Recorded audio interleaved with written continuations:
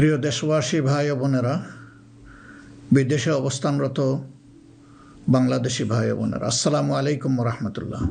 আশা করি আপনারা সকলেই আল্লাহর মেহেরবানিতে ভালো আছেন এবং সুস্থ আছেন। আজ আমি আপনাদের সামনে এসেছি কোনো গতানুগতিক রাজনৈতিক ভাষণ দেওয়ার জন্য নয়। আজ আমি একেবারে মনের ভেতরের কিছু কথা আপনাদের সাথে ভাগাভাগি করতে চাই, যে কথাগুলো একজন জেএনজি, একজন যুবক আর আমাদের প্রজন্ম সবার সাথে সম্পৃক্ত। একজন মুসলমানের জন্য যেমন, তেমনি আমাদের দেশের অন্য ধর্মের সকল ভাই বোনদের জন্য। প্রিয় দেশবাসী, আজ আমি এখানে যাদের কারণে কথা বলছি, সেই জুলাইয়ের মহান শহীদদের রুহের মাগফিরাত কামনা করছি। একই সাথে মহান মুক্তিযুদ্ধের শহীদদেরও গভীর শ্রদ্ধাভরে স্মরণ করছি। জুলাইয়ের রক্তক্ষয়ী সংগ্রামে এখনও বহু মানুষ আহত আছেন।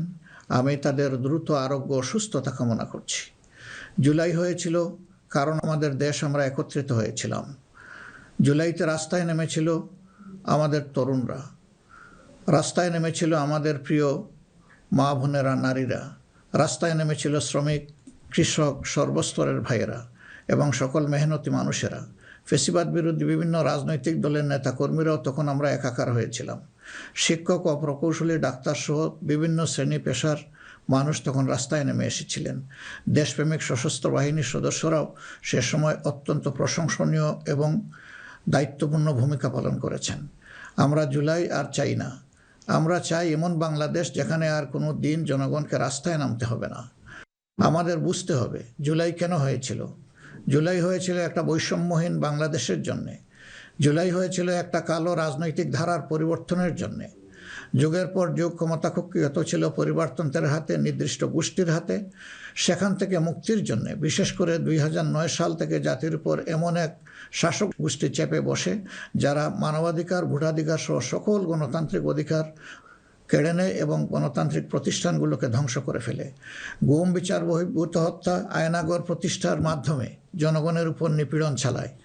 2014, 18 ও 24-এর পরপর 3টি জাতীয় নির্বাচনের নামে তামাশার মাধ্যমে আমাদের ভোটের অধিকার হরণ করা হয়। এইসব নিপীড়ন এবং অধিকার ফিরে পাওয়ার জন্যই এসেছিল রক্তাক্ত জুলাই। আমাদের তরুণরা এখন একটা নতুন দেশ দেখতে চায়, যে দেশকে তারা গর্ব করে বলতে পারবে, নতুন বাংলাদেশ, এটি আমার দেশ 2.0। এক কথায় যদি বলি, দেশের মানুষ পরিবর্তন চায়, কিন্তু একটি মহল পরিবর্তনের বিরোধী। কারণ পরিবর্তন হলেই তাদের অপকর্মের পথ বন্ধ হবে, মানুষের অধিকার কেড়ে নেওয়ার সুযোগ থাকবে না।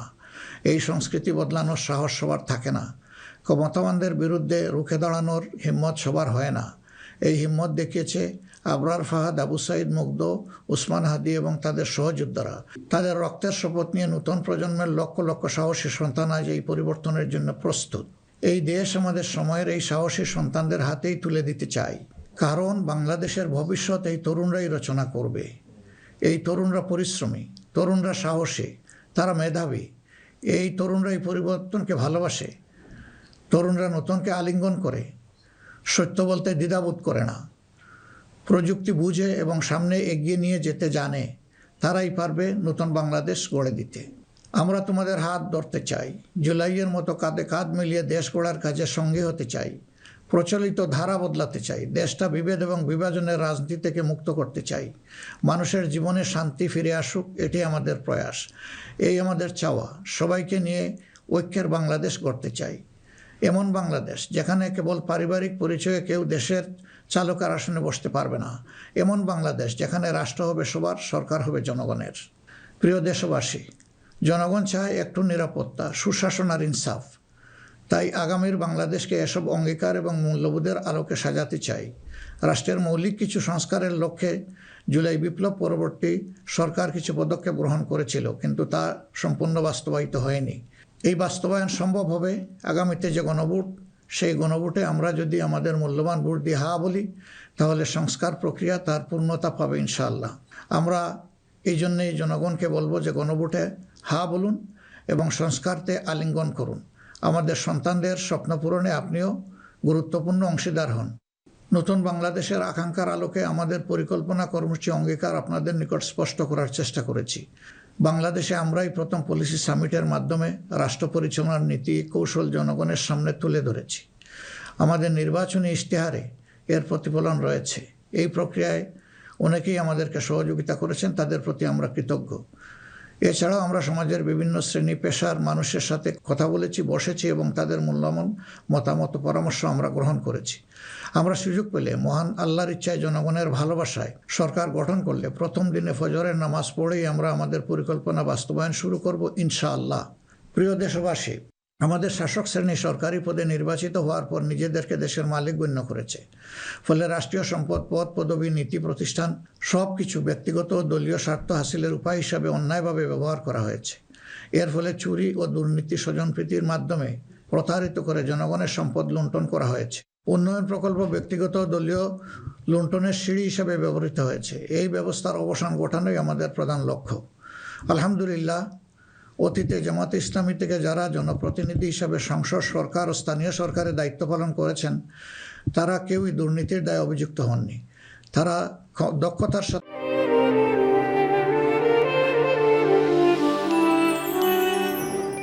দায়িত্ব পালন করেছেন। আপনারা দেশের মানুষ, তারই সাক্ষী। প্রিয় দেশবাসী, আগামী জাতীয় সংসদ নির্বাচন জাতিকে একটি নতুন স্বপ্নের দিকে নিয়ে যাওয়ার এক মহা সুযোগ হিসাবে এসেছে। যেসব সমস্যা আমরা বিগত দিনে সমাধান করতে পারিনি, যে লুটেরা গোষ্ঠীকে আমরা নিয়ন্ত্রণ করতে পারিনি, সেসব সমস্যার সমাধান এবং লুটেরা গোষ্ঠীর নিয়ন্ত্রণের সুযোগ হচ্ছে আগামী নির্বাচন। তাই জনগণকে ঠিক করতে হবে, আমরা আমাদের নিজেদের জন্যে, আমাদের তরুণ প্রজন্মের জন্যে, আমাদের নারীদের জন্যে, বয়স্ক মানুষের জন্যে, প্রান্তিক জনপদের জন্যে, শ্রমিকের জন্যে, উদ্যোক্তাদের জন্যে কোন বাংলাদেশ চাই। আমাদেরকে প্রশ্ন করতে হবে, আমরা কি সমাজে শৃঙ্খলা প্রতিষ্ঠা করতে চাই? আমরা কি নিয়মনীতি, শান্তির রাষ্ট্র প্রতিষ্ঠা করতে চাই? আমরা কি উন্নত দেশ হতে চাই? আমরা কি শোষণ, জুলুম, দুর্নীতি, চাঁদাবাজ মুক্ত রাষ্ট্র চাই? আমাদেরকে ভাবতে হবে, আমরা কি রাষ্ট্রীয় প্রতিষ্ঠানকে জবাবদিহিতার আওতায় আনতে চাই? যোগ্যতা ও সততাকে সরকারি পদের জন্য মৌলিক শর্ত করতে চাই? আমরা কি আমাদের জাতীয় সক্ষমতা ও সৃজনশীলতা বৃদ্ধি করতে চাই? এসব বিষয়ে যদি আমরা ইতিবাচক পরিবর্তন দেখতে চাই, তাহলে আমাদেরকে আগামী নির্বাচন নিয়ে নৈতিকভাবে ভাবতে হবে। রাজনৈতিকতার ফুলঝুরির বাইরে এসে বাস্তবতার আলোকে সৎ ও দক্ষ নিষ্ঠাবান নেতৃত্ব প্রতিষ্ঠা করতে হবে। প্রিয় ভাই ও বোনেরা, আমরা আমাদের নির্বাচনী ইশতেহারে বলেছি যে আমাদের স্বপ্নের বাংলাদেশ তৈরির জন্য 5টি বিষয়ে হা এবং 5টি বিষয়ে না বলতে হবে। সততা, ঐক্য, ইনসাফ, দক্ষতা ও কর্মসংস্থানকে আমরা হা বলতে বলেছি, কারণ এসব মৌলিক শর্ত ছাড়া বৈষম্যহীন, উন্নত, নৈতিক, মানসম্পন্ন বাংলাদেশ প্রতিষ্ঠা সম্ভব নয়। পাশাপাশি দুর্নীতি, ফ্যাসিবাদ, আধিপত্যবাদ, বেকারত্ব, চাঁদাবাজিকে স্পষ্ট না করতে বলেছি। প্রিয় দেশবাসী, বাংলাদেশ আয়তনে ছোট্ট কিন্তু জনসংখ্যার দিক থেকে একটি বড় দেশ। এই জনসংখ্যাকে অনেকে সমস্যা হিসেবে বিবেচনা করলেও আমরা মনে করি এটি আল্লাহর নিয়ামত এবং এক বড় সম্পদ। তাই আমাদের জনসংখ্যাকে জনশক্তিতে রূপান্তর করতে হলে নীতি এবং নৈতিকতা ভিত্তিক রাজনীতির বিকল্প নেই। সমাজে নীতি, নৈতিকতা, শৃঙ্খলা, জবাবদিহিতা প্রতিষ্ঠা করা ছাড়া কোনো জাতি এগোতে পারেনি, আমাদের পক্ষে অসম্ভব না। যে সমাজে নারীর মর্যাদা রক্ষা করতে পারে না, সেই সমাজ কখনো সমৃদ্ধ হতে পারে না। আমরা ক্ষমতায় এলে নারীরা কেবল ঘরের ভেতরে নয়, সমাজের মূলধারার নেতৃত্বে থাকবেন সগৌরবে। কর্পোরেট জগৎ থেকে রাজনীতি সবখানে তাদের মেধার মূল্যায়ন হবে কোনো বৈষম্য ছাড়াই। আমরা এমন এক দেশ গড়ার প্রতিশ্রুতি দিচ্ছি যেখানে কোনো মা, বোনকে, মেয়েকে নিরাপত্তাহীনতায় ভুগতে হবে না। আপনাদের অধিকার রক্ষার লড়াইয়ে আমাদের সঙ্গী হন। একটি উন্নত ও আধুনিক দেশ গড়ার কারিগর হিসাবে আমাদের নির্বাচিত করুন। প্রিয় দেশবাসী, আমরা মনে করি সমাজে ন্যায় বিচার ও ইনসাফ প্রতিষ্ঠা করতে হলে সকলকে মর্যাদা দিতে হবে এবং সকলের মানবাধিকার সুরক্ষা করতে হবে। সকল পরিচয় নির্বিশেষে আমরা অঙ্গীকার ব্যক্ত করছি যে একটি মানবিক উন্নত দেশ গড়ার জন্য দলমত নির্বিশেষে সকলের মান, ইজ্জত, অধিকারের সুরক্ষা দিব ইনশাআল্লাহ। এই বাংলাদেশ মুসলমান, হিন্দু, বৌদ্ধ, খ্রিস্টান সবার। কেউ ভয়ের সংস্কৃতির মধ্যে বাস করবে না। যদি কেউ ধর্মীয় পরিচয়ের ভিত্তিতে আঘাত করার চেষ্টা করে, আমরা অতীতের মতো ভবিষ্যতেও তা প্রতিরোধ করব। প্রিয় দেশবাসী, আমাদের প্রত্যাশার বাংলাদেশ গড়তে হলে 3টি জায়গায় আমাদেরকে বিশেষ গুরুত্ব দিতে হবে। একটি হচ্ছে শিক্ষায় সংস্কার। শিক্ষা হতে হবে নৈতিকতা ভিত্তিক এবং সেটা হতে হবে টেক বেসড। এখনকার দুনিয়া সারাই প্রযুক্তিভিত্তিক শিক্ষার উপর নির্ভরশীল। আমরা সেই শিক্ষা থেকে বঞ্চিত। আমাদের সন্তানদের হাতকে আমরা দক্ষ কারিগরের হাত হিসেবে গড়ে তুলতে চাই এবং তাদের হাতে হাতে আমরা কাজ দিতে চাই। আমরা কোনো বেকার ভাতা তাদেরকে তুলে দিতে চাই না। দ্বিতীয় জায়গাটা হচ্ছে বিচারাঙ্গন। ন্যায় বিচার সমাজের প্রতিষ্ঠা হলেই কেবল আমরা আমাদের প্রত্যাশার বাংলাদেশ গড়তে পারবো। অন্যথায় দুঃশাসন এবং দুর্নীতির কণ্ঠ রোধ করা মোটেই সম্ভব হবে না। অতএব বিচার বিভাগকে আমূল ঢেলে সাজাতে হবে। সেখানে অবশ্যই সৎ, দক্ষ এবং কমিটেড যে সমস্ত লোকেরা আছেন তাদেরকেই বিচারের আসনে বসাতে হবে। তৃতীয় জায়গাটা হচ্ছে আমাদের অর্থনীতি। এই ভঙ্গুর অর্থনীতি নিয়ে দেশকে আগানো সম্ভব নয়। সুতরাং অর্থনীতিতে ব্যাপক সংস্কার সাধন করতে হবে। বিশেষ করে ব্যাংকিং সেক্টর এবং অপ্রাতিষ্ঠানিক যে সমস্ত খাত রয়েছে সেই জায়গাগুলোতেও আমাদেরকে প্রাতিষ্ঠানিক ও অপ্রাতিষ্ঠানিক খাতে আমাদেরকে হাত দিতে হবে। আমাদের ব্যবসাকে করতে হবে বিনিয়োগ বান্ধব। বিনিয়োগ বান্ধব হলেই দেশে কর্মসংস্থান তৈরি হবে এবং আমাদের বেকারত্ব দূর হবে। এই তিনটা জায়গায় আমাদের গুরুত্ব দেওয়া ছাড়া কোনো উপায় নেই। আমরা আশা করব দেশবাসী আমাদেরকে তাদের মূল্যবান ভোটের আমানত সমঝে দিয়ে আমাদের দেশকে প্রত্যাশার আলোকে গড়ে তোলার ক্ষেত্রে আমাদেরকে সহযোগিতা করবেন। সম্মানিত উলামায়ে কেরাম, একাধিক ধর্মের এ দেশ মুসলমানগণ সংখ্যাগরিষ্ঠ। তাই মুসলমান হিসাবে এটি আমাদের দায়িত্ব যে সমাজে ন্যায় বিচার ইনসাফ প্রতিষ্ঠা করা এবং সকলকে সুরক্ষা দেওয়া। এগুলো ইসলামের শাশ্বত আদর্শ। সকল মানুষের মৌলিক অধিকার নিশ্চিত করা আমাদের কর্তব্য। আল্লাহ তাআলা স্পষ্টত বলেছেন, ইন্নাল্লাহা ইয়া'মুরুকুম বিল আদলি ওয়াল ইহসান ওয়া ইতাই যিল কুরবা ওয়া ইয়ানহা আনিল ফাহশাই ওয়াল মুনকারি ওয়াল বাগ। আমাদেরকে স্পষ্টভাবে আল্লাহ নির্দেশ দিয়েছেন। এ দায়িত্ব আমরা সকলে মিলেই পালন করব। তাবলিগি জামাত সহ ধর্মীয় মহলের ভাইদের প্রতি আমাদের আহ্বান, আপনারা দিনের জন্য যে মেহনত করছেন, দেশ গড়ার কাজেও আপনারা আমাদের সাথে গুরুত্বপূর্ণ ভূমিকা রাখবেন বলেও আমরা গভীরভাবে বিশ্বাস করি। আমরা অঙ্গীকার করছি ভবিষ্যতে কেউ আপনাদেরকে অন্যায়ভাবে বিভিন্ন বিশেষণের ট্যাগ দিয়ে নির্যাতন করার সুযোগ পাবে না। বিচার বহির্ভূতভাবে আপনাদেরকে আর হত্যা করার দুঃসাহস কেউ দেখাবে না। আমরা জানি অতীতে আপনাদের কোনো মানবাধিকার ছিল না। এ অবস্থার পরিবর্তন ঘটানো হবে নতুন বাংলাদেশের অন্যতম প্রধান লক্ষ্য। জাতীয় নীতি পদ্ধতিতে আপনাদের আনুষ্ঠানিক অবদান ও ভূমিকাকে জোরদার করা হবে। আন্তর্জাতিক মহল যারা আমাদের পরীক্ষিত পরিচিত বন্ধু, তাদের সাথে আমাদের সম্পর্ক হবে সমমর্যাদা এবং সমতার ভিত্তিতে। আমরা অন্যের ভৌগোলিক অখণ্ডতাকে সম্মান করি এবং শ্রদ্ধা করি, তেমনি সকল দেশের সাথে বন্ধুত্ব প্রতিষ্ঠাকে অগ্রাধিকার দেব। তবে আমাদের জাতীয় স্বার্থ মর্যাদা, জাতীয় উন্নয়ন, অগ্রাধিকার আন্তর্জাতিক সম্পর্ক নির্মাণে প্রধান ভূমিকা রাখবে। বৈশ্বিক উন্নয়ন চ্যালেঞ্জ সমূহ, বিশেষত জলবায়ু পরিবর্তন নিরসনে আমরা সাধ্যমতো ব্যবস্থা গ্রহণ করব এবং তা হবে স্বচ্ছতার ভিত্তিতে পরিচালিত। নিপীড়নের শিকার হয়ে আশ্রয় নেওয়া রোহিঙ্গা জনগোষ্ঠীকে তাদের নিজ দেশে নিরাপদ এবং সম্মানজনক প্রত্যাবর্তনের জন্য সব ধরনের কূটনৈতিক তৎপরতা জোরদার করা হবে ইনশাআল্লাহ। প্রবাসী ভাই ও বোনেরা, জন্মভূমি থেকে 1000 মাইল দূরে অবস্থান করেও জুলাইয়ের অভ্যুত্থানে আপনারা গুরুত্বপূর্ণ ভূমিকা রেখেছেন। জেল জুলুমের শিকার হয়েছেন, ত্যাগ স্বীকার করেছেন। ইতিমধ্যে আপনারা আপনাদের ভোটাধিকার প্রয়োগ করে নতুন বাংলাদেশে নিজেদের অধিকার প্রতিষ্ঠার পথে ইতিহাস রচনা করেছেন। আমি এতে আনন্দিত। আগামী দিনে দেশ গড়ার এই অভিযাত্রায় আপনাদের সক্রিয় অংশগ্রহণ ছাড়া আমাদের নতুন বাংলাদেশের স্বপ্ন অপূর্ণই থেকে যাবে। আমরা চাই প্রবাসীদের অধিকার এবং মর্যাদা রাষ্ট্রীয়ভাবে নিশ্চিত করতে। সে লক্ষ্যেই প্রবাসীদের জন্য ভলান্টিয়ার প্রতিনিধি নির্বাচন করা হবে, যারা প্রবাসীদের বিভিন্ন সুযোগ সুবিধা, সেবা এবং সমস্যার বিষয়ে দূতাবাস বা হাইকমিশনের সাথে সরাসরি সমন্বয় করে প্রবাসীদের স্বার্থে উপদেষ্টা ও প্রতিনিধি হিসাবে কাজ করবে। তাছাড়াও বাংলাদেশের বাইরে যেখানে যেখানে সমস্যা রয়েছে, যেমন ইংল্যান্ডে ম্যানচেস্টার ফ্লাইট বন্ধ করে রাখা হয়েছে, আমরা কথা দিচ্ছি আর কোনো ফ্লাইট বন্ধ হবে না, বরঞ্চ পূর্বের চালু ফ্লাইটগুলো আমরা আবার ফিরিয়ে নিয়ে আসব। নিউ ইয়র্কে নতুন করে বাংলাদেশ ফ্লাইট ইনশাল্লাহ চালু হবে। এরকম দুনিয়ার যে যে জায়গায় এই ফ্লাইটগুলো চালু হওয়া দরকার তা আমরা নিশ্চিত করার ব্যাপারে বদ্ধপরিকর। দেশ আর পিছনের দিকে যাবে না, দেশ এগিয়ে যাবে সামনের দিকে ইনশাআল্লাহ। প্রবাসী ভাইয়েরা যখন বিদেশে মৃত্যুবরণ করেন তখন অত্যন্ত অসহায় অবস্থা তাদের লাশ উপেক্ষিত হয়। আমরা কথা দিচ্ছি যারা আমাদের রিমিটেন্স যোদ্ধা তারা আমাদের গর্বের ধন। কেউ যদি আল্লাহর ইচ্ছায় বিদেশে ইন্তেকাল করেন, আমরা অত্যন্ত সম্মানের সাথে আমাদের কাঁধে করে তাদের লাশ দেশে বয়ে নিয়ে আসবো ইনশাআল্লাহ। আমাদের প্রবাসীরাও জাতীয় সংসদে আনুপাতিক হারে ইনশাআল্লাহ তাদের প্রতিনিধিত্ব আমরা নিশ্চিত করার পক্ষে।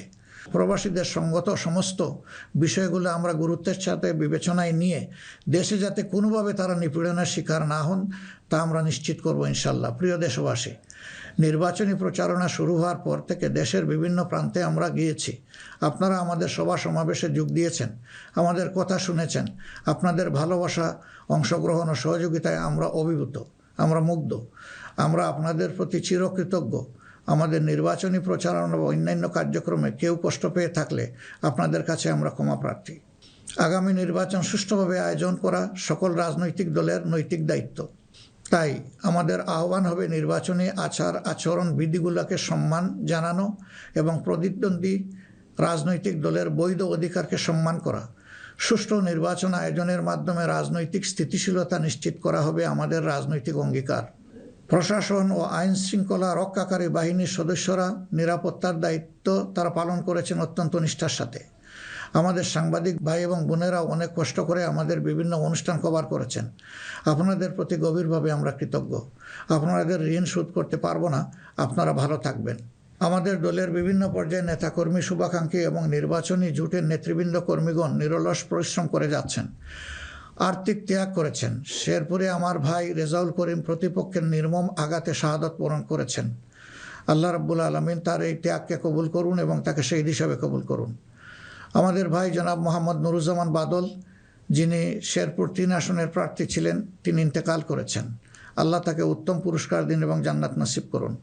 প্রিয় দেশবাসী, আমরা আন্তরিকভাবে বিশ্বাস করি যে রাষ্ট্রীয় দায়িত্ব হচ্ছে আমানত। রাষ্ট্রীয় দায়িত্ব কোনো উপভোগের বিষয় নয়। সর্বাবস্থায় আমরা স্মরণে রাখব আমরা প্রত্যেকে দায়িত্বশীল এবং আমাদের দায়িত্বের ব্যাপারে জিজ্ঞাসাবাদ করা হবে। আমরা হযরতে ওমরের সেই বিখ্যাত উক্তি ও দায়িত্বশীলতা মনে রাখব যে ফুরাত তীরে একটি কুকুর না খেয়ে যদি মরে তাহলে তার জন্যও তাকে জবাবদিহি করতে হবে। আল্লাহর নির্দেশ অনুসারে আমরা ন্যায় বিচার প্রতিষ্ঠায় অঙ্গীকারবদ্ধ থাকব ইনশাআল্লাহ। আশা করি আপনারা আমাদের অঙ্গীকার ও স্বপ্নকে বিশ্বাস করে জাতীয় সংসদ নির্বাচনে আমাদের প্রতি সমর্থন জানাবেন। আগামী 12 ফেব্রুয়ারি তারিখে জামাতে ইসলামের প্রার্থীদেরকে দাঁড়িপাল্লা মার্কা এবং যেসব অঞ্চলে 11 দলীয় অপর প্রার্থী রয়েছেন তাদেরকে আপনারা আপনাদের এলাকায় ইনশাআল্লাহ মূল্যবান ভোট দিয়ে নির্বাচিত করবেন। এই আকুল আবেদন আপনাদের সকলের প্রতি রাখলাম। আল্লাহ পরিবর্তনের এক মহা সুযোগ আমাদেরকে এনে দিয়েছেন। আসুন সেটা কাজে লাগাই। বিগত দিনের রাজনীতি পরিহার করি, একটি নতুন বাংলাদেশ তৈরি করি যেখানে সবাই মান, ইজ্জত ও মর্যাদা নিয়ে বাস করবে। আমরা আমাদের তরুণ সমাজকে সমাজের ককপিটে বসিয়ে দিতে চাই। বাংলাদেশ নামের উড়োজাহাজটি তারাই চালাবে, তারাই হবে ক্যাপ্টেন, তারাই হবে এটার পাইলট। আমরা গিয়ে বসবো প্যাসেঞ্জার সিটে। হে তরুণরা, তোমরা তৈরি হয়ে যাও। এই দেশ তোমাদের জন্যে, এই দেশ তোমাদের হাতেই তুলে দিতে চাই এবং এই দেশ তোমাদের হাতেই মানাবে, এই দেশ তোমাদের হাতেই গড়ে উঠবে। এটি আমাদের একান্ত প্রত্যাশা। বাংলাদেশ জামাতে ইসলামী নিরলসভাবে এই দেশকে গড়ে তোলার জন্য এবং দেশে বিদ্যমান সংকট নিরসনের জন্য সবসময় কাজ করে এসেছে। তা আপনারা সকলেই সাক্ষী। এমনকি আমাদের কষ্টের দিনগুলোতেও আমরা থেমে থাকিনি। আমরা জনগণের সুখ দুঃখ, ব্যথা বেদনার সমান অংশীদার ছিলাম। যেখানেই জনগণ কোনো দুঃখে কষ্টে পড়েছে সেখানেই আমরা গিয়ে তাদের সামনে হাজির হওয়ার চেষ্টা করেছি। আপনারা তখন আমাদেরকে বলতেন, এত কষ্ট বুকে চেপে আপনারা এসেছেন আমাদের কাছে, এ এক আশ্চর্য জিনিস। না, এটা আপনাদের কাছে আশ্চর্য হলেও আমাদের কাছে ছিল এটি আমাদের পবিত্র কর্তব্য এবং দায়িত্ব। কোনো বাধাই আমাদেরকে সেদিন টেকিয়ে রাখতে পারেনি। ইনশাআল্লাহ আগামীতেও কোনো বাধা আমাদেরকে টেকিয়ে রাখতে পারবে না। আমরা আমাদের প্রিয় জনগণের এবং আমরা বিশ্বাস করি আমাদের জনগণ আমাদেরকে ভালোবাসে। জনগণের এই ভালোবাসায় আমরা অভিভূত এবং আমরা পূর্ণ আস্থা রাখি আমাদের জনগণের রায়ের প্রতি। আপনাদের সকলকে আজকের এই পর্যায়ে এসে আরেকবার আমি আহ্বান জানাবো, আসুন একটু নতুন বাংলাদেশ, তরুণদের প্রত্যাশার বাংলাদেশ, জিএনজির জন্য আগামী বাংলাদেশ, আমাদের নারী সমাজের জন্য একটা নিরাপদ এবং সম্মানের বাংলাদেশ গড়ে তোলার জন্যে আমরা সবাই আগামী 12 তারিখ দাঁড়িপাল্লা এবং জোটের অপরাপর মার্কা যেখানে যেটা আছে তাতে ভোট দিয়ে 11 দলীয় প্রার্থীদেরকে নির্বাচন করি। তাহলে ইনশাআল্লাহ প্রত্যাশার একটি দেশ আমরা খুঁজে পাবো, একটু নতুন বাংলাদেশ পাবো। আমরা বিশ্বাস করি জনগণ পরিবর্তন চায়, সেই পরিবর্তন জন্যই আমাদের এই আহ্বান। এই পরিবর্তন আমাদের হাতেই ইনশাআল্লাহ মানাবে, অন্য কারো হাতে নয়। দৃশ্য তো এটা আপনারা বুঝতেই পারছেন। আল্লাহ হাফিজ। বাংলাদেশ জিন্দাবাদ। বাংলাদেশ জামাত ইসলামী জিন্দাবাদ। 11 দলীয় নির্বাচনী ঐক্য জিন্দাবাদ।